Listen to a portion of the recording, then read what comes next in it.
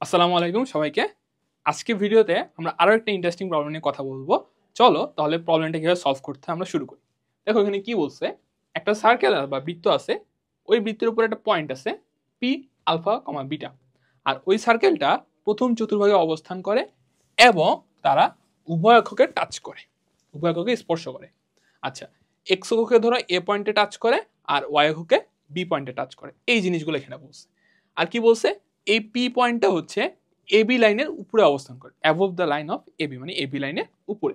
আর কি বলছে, the point Q on the line segment AB, মানে কিউ পয়েন্টটা হচ্ছে এবি লাইন সেগমেন্টের উপর অবস্থান করে। কিভাবে করে, ওই কিউ পয়েন্টটা হচ্ছে is the foot of perpendicular from P on AB, মানে পি পয়েন্ট থেকে এবি এর উপর তুমি যদি লম্ব আঁকো, সেই লম্বের পাদবিন্দুটা হচ্ছে আমার কিউ পয়েন্ট, রাইট?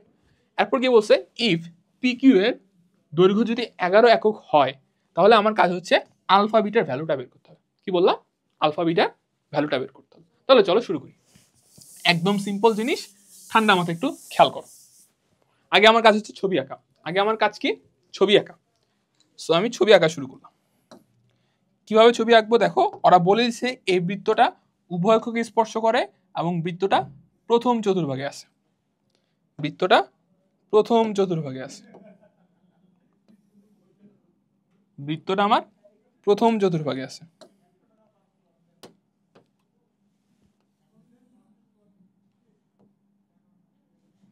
ওকে, ডান। সো আমাদের ছবি আঁকা ডান। বৃত্তটা প্রথম চতুর্ভাগে এবং উভয় অক্ষকে টাচ করে। এ হলো এক্স অক্ষ, এ হলো ওয়াই অক্ষ।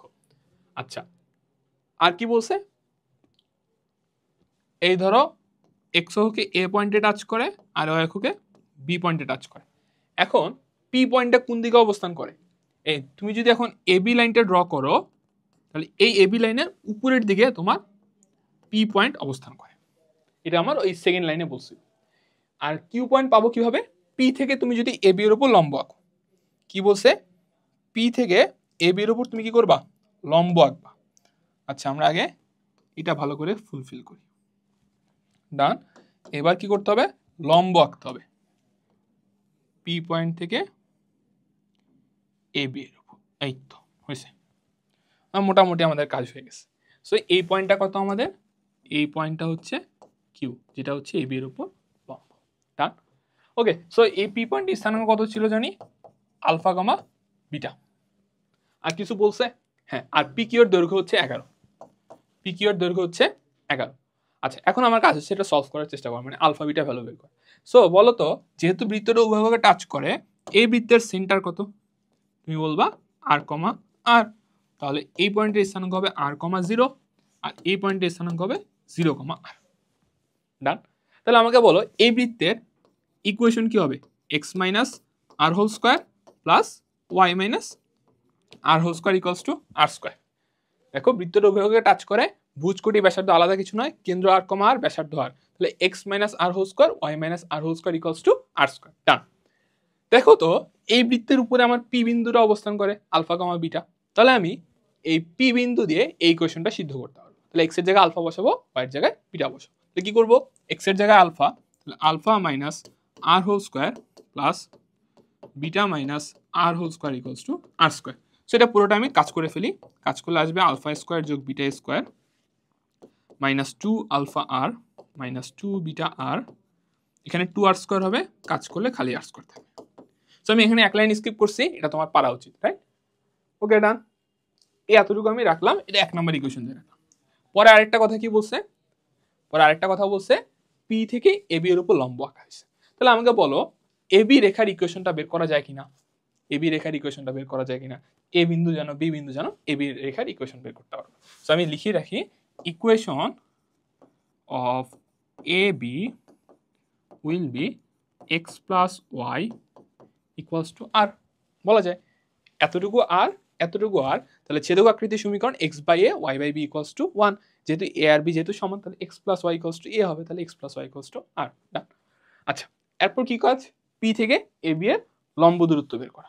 কি যেহেতু ভ্যালুটা দেওয়া আছে কত, 11, সো আমি পি থেকে এ বি এর লম্ব দূরত্ব বের করবো। তাহলে বের করার চেষ্টা করো, লম্ব দূরত্ব কত, 11, এটা ইকুয়ালস টু লিখবা, এই জায়গায় বসায় দাও alpha plus beta minus r by √2, both side square করো, alpha square beta square plus r square plus 2 alpha beta minus 2 beta r minus 2 r alpha equals to 121 into 2।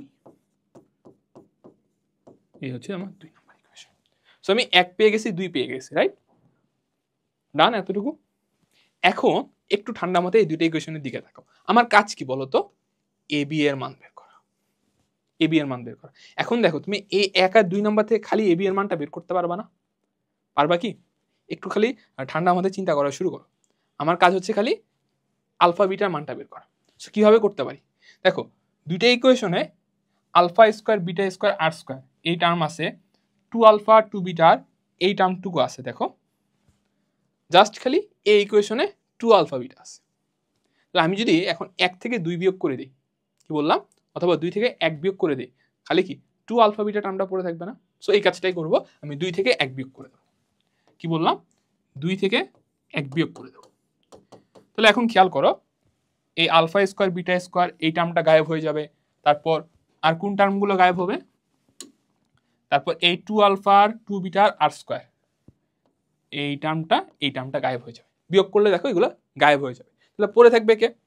2 alpha beta equals to 121 into 2। তাহলে এখান থেকে বলতে পারবো alpha bitter value হচ্ছে 121। So এটাই আমাদের answer.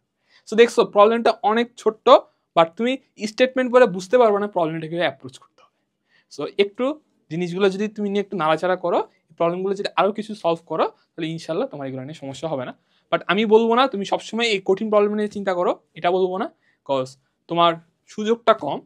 তোমাকে এই সুযোগের মধ্যে তোমাকে আগে তোমার কাছের যে জিনিসগুলো আছে, যেমন text book, question bank, concept বুক, প্র্যাকটিস বুক, এগুলো আগে করার পর দেন যদি সময় পাও দেন এগুলোতে অ্যাপ্রোচ করো। তোমাকে জাস্ট দেখাচ্ছি একটু ধারণা দেওয়ার জন্য জিনিসগুলো নিয়ে কীভাবে চিন্তা করতে হয়। সো দেখা হচ্ছে সামনে কোনো ভিডিওতে।